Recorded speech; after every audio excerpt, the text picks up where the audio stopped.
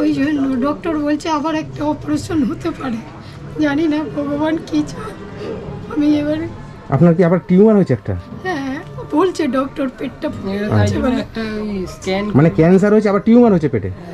হ্যাঁ ওটাই ধাক্কা লাগলে টাচ লাগলে আমি যখন তখন হার্ট ফেল করতে পারি, ওইটা ও খুব ভয় পায় ওরা ওগুলো রাখাতে।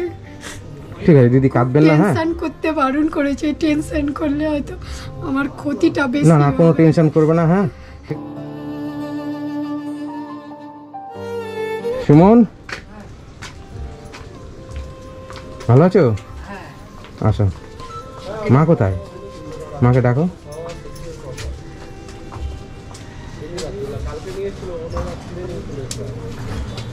কেমন আছেন আপনার এখন? একটু কষ্ট হচ্ছে, বমি হচ্ছে সেদিন থেকে। মানে সেদিনকে থেকে বমি হচ্ছে? আচ্ছা। মানে কিছু খাচ্ছি বেরিয়ে যাচ্ছে, কেন হচ্ছে বুঝতে পারছি না। মেডিসিন তো দিয়েছে আর আমাকে অনেক পরীক্ষা করতে দিয়েছে, পরীক্ষাগুলো ওই টাইমে করতে হবে। মানে পরীক্ষা কোনো অসুবিধা, টাকা পয়সার কোনো অসুবিধা? না তোমার এর মধ্যে এসেছিল ওই ভিডিও ছাড়াতে কয়েকজন এসেছিল। আচ্ছা সাহায্য তখন দিয়েছে কেউ কিছু? হ্যাঁ আচ্ছা আচ্ছা সব কিছু দেখে তারা বিবেচনা করে দিয়ে গেছে। আচ্ছা আপনাদের ক্লাব থেকে এসেছিল?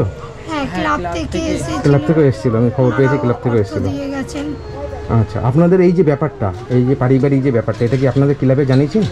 ক্লাবের প্রথম কাউন্সিলরের কাছে গিয়েছিলাম, হ্যাঁ ওখানে বলেছিলাম, ওনারা কাউন্সিলর বললো যে এটা থেকে পারিবারিক, তাই জন্য থানা করতে পারবে পুলিশের কাছে। তারপরে গেছিলাম, এই ঝামেলা হলো, তখন পুলিশ বললো যে এটা কাউন্সিলর করতে পারবে।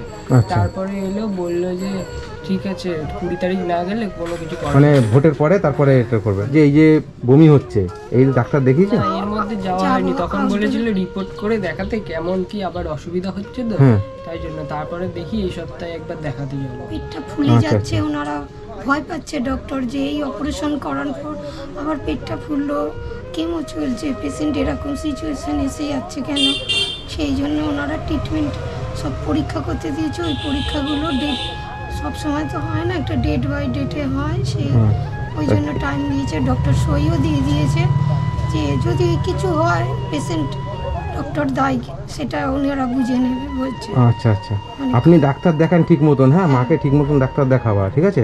কোনো রকম অসুবিধা হলে আমাকে জানাবা, ঠিক আছে? আর এ বমি করছে, তুমি আগে ডাক্তার দেখাও, ঠিক আছে? ডাক্তারের সঙ্গে আলোচনা করো। হ্যাঁ এই সপ্তাহে বৃহস্পতিবার দেখাতে যাবো। এই সপ্তাহে বৃহস্পতিবার এখন অনেক দেরি আছে, তুমি তাড়াতাড়ি দেখাও। না সোম বৃহস্পতি দেখা, মানে আজকে আর বৃহস্পতিবার বসে। আচ্ছা কি রান্না করেছো? আজকে ভাত আর মোচা। কে রান্না করেছে? মা করেছে। আপনি রান্না করেছেন? পারছেন এই অবস্থায় রান্না করতে? মোচা ছাড়াতে পারে না তো, একটু বসে আমি নিজেই কষ্ট একবার দাঁড়াচ্ছি, বসে কলতলায় যেতে যায় না, সেদিন অশান্তির পর থেকে ওরা এ করে, ও আমি ধুয়ে আনি কষ্ট করে, ও তারপরে নিজেই রাঁধে, নিজেই করে দেয় ও যতটা পারে। ছেলে পড়াশোনাও করে। তোমার জেঠুরা কি বাড়িতে আছে কেউ? না এখনো অফিসে গেছে। হ্যাঁ অফিসে আছে।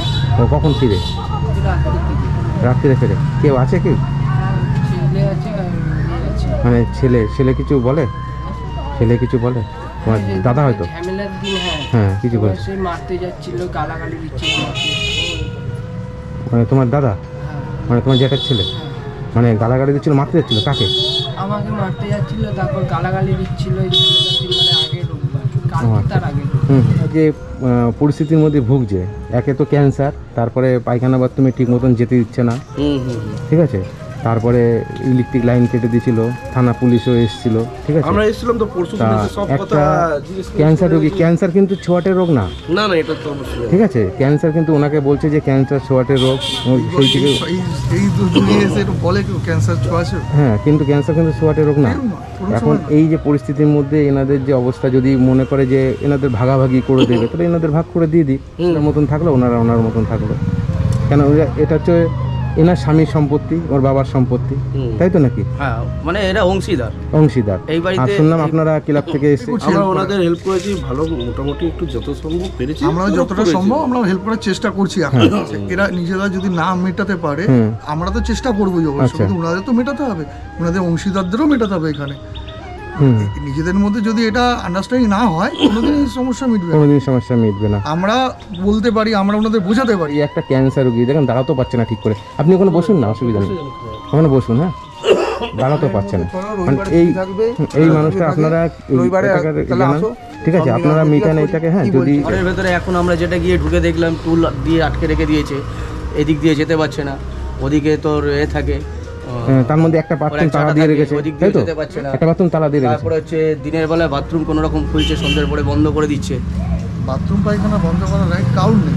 হ্যাঁ, সেটা তো করছে, এটা নিয়ম অনুযায়ী কাউরই নেই বাথরুম এর পায়খানা। মধ্যে আমি বন্ধ করে রাখছে। হ্যাঁ, ওই বাথরুমটা ওটা ওরা দুটোই ব্যবহার করছে, আমাদের একটা ব্যবহার করছে। বুঝতে পারছেন, আপনারা ক্লাব থেকে এসে আমার ভিডিও দেখে এসে দিকে গেছেন, তাই তো? তার আগে তো জানতেন না আপনারা এরকম পরিস্থিতি, আপনার পাড়ায় থাকেন অত জানতেন না। ওটা আপনারই ভিডিও ছিল মনে হয়। হ্যাঁ, আমারই ভিডিও তার আগে আমরা জানতাম না, এখানে অনেকেই জানতাম, অনেকে হয়তো জানতো, অনেকে আবার জানে না। আমরা তো এসে এখনো পর্যন্ত চেষ্টা করছি, কিন্তু ঠিক আছে, এরপরে যদি তালা মেরে দেয় আমাদের জানাবি যদি বাথরুম তারা ওয়াইজ আমাদের তো- তালা ঠিক আছে, যদি এই যে বাজারে ক্লাবে- তালা মারে, হুম। ইলেকট্রিক যদি বিচ্ছিন্ন করে দেওয়া হয়, তাহলে স্ট্রিক্টলি ভাবে ক্লাবের ছেলেরা রয়েছে, পাড়ায় দাদা কাকারা রয়েছে, তাদেরকে জানাতে হবে। অবশ্যই। তাহলে এদিকে ঝামেলাটা তারা সবাই সমস্যা মিলে মিটলো। চেষ্টা করবে। তোমার কিছু অসুবিধা হলে দাদাদেরকে জানাবা, ঠিক আছে? সঙ্গে সঙ্গে। দাদারা সব ব্যবস্থা সব কিছু ঠিক করে দেবে। ঘরের দরজাটাও বন্ধ করে দিয়েছিল। তারপরে ভোট মিললে আমরাও কাউন্সিলরের সঙ্গে কথা বলবো।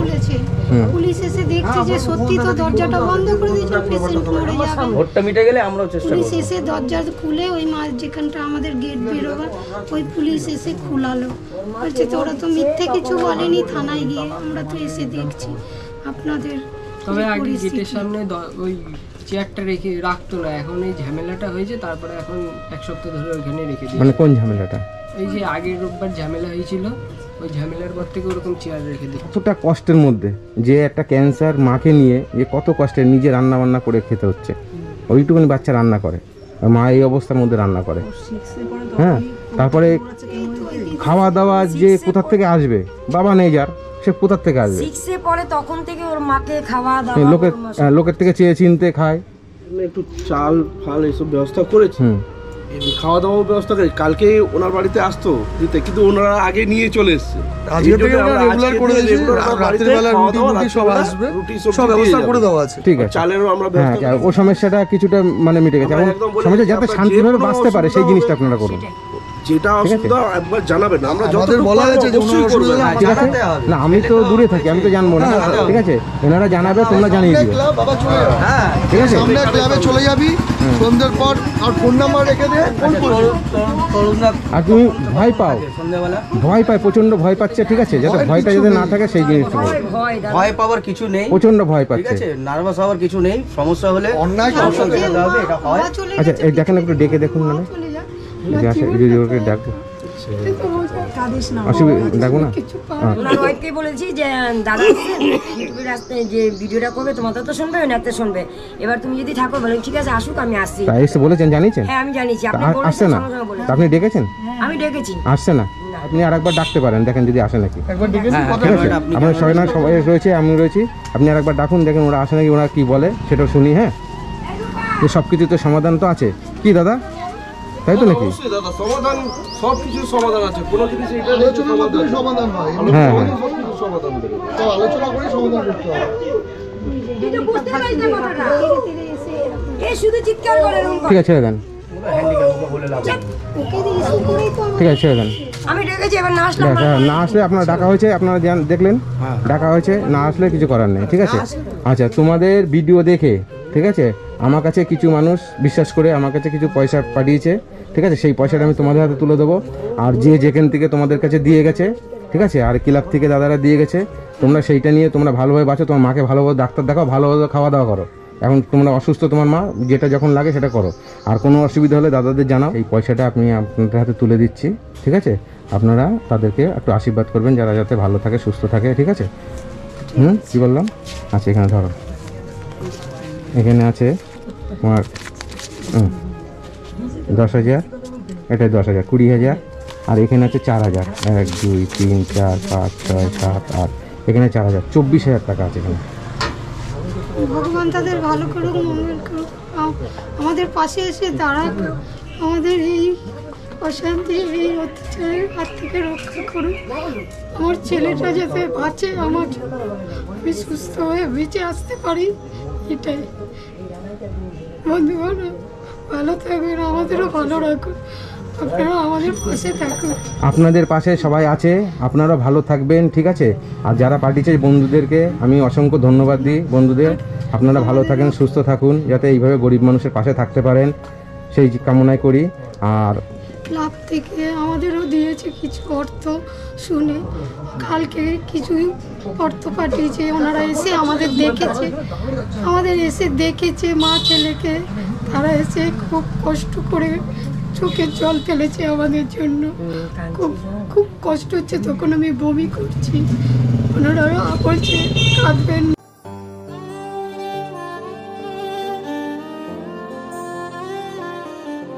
না, কিছু করবেন না, আমরা সবাই আছি আপনার কাছে। আচ্ছা ঠিক আছে, আপনারা ভালো থাকবেন। আর তোমার মাকে ডাক্তার দেখাও, কোনো জিনিস অভাব নেই এখন। এখন তো কোনো পয়সা করে জন্য খাওয়া দাওয়ার দিক দিয়ে কোনো অসুবিধা থাকার কথা না, তাই তো নাকি দাদা? এখন কোনো অসুবিধা থাকার কথা?